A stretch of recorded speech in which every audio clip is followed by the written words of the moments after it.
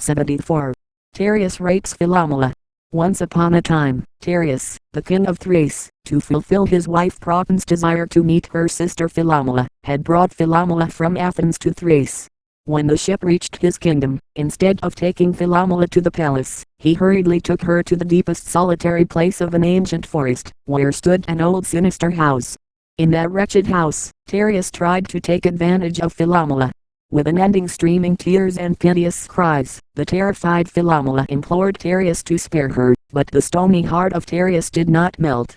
Using brutal force, while she screamed calling her sister and father, Tereus cruelly raped Philomela several times, until his lust could fulfill no more. Philomela lay unconscious, trembling like a dying lamb, just released from the frothing jaws of a hungry wolf, who had viciously torn his mouthful of flesh. After some moments, when consciousness returned, in frenzied grief, Philomela beat her chest and tore her hair. Hysterically, with upward arms addressing heaven, she declared letting everyone know the heinous crime of Tereus.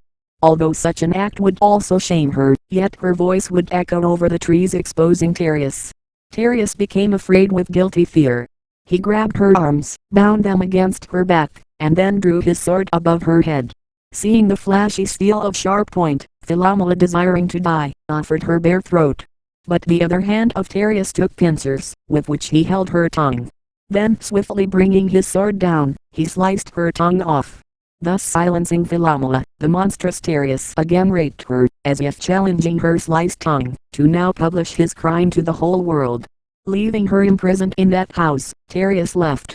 When Proton anxiously inquired about her sister, the vile Tereus, with tears and sighs, told a false story about her death with such mastery that everybody, including Proton, believed him.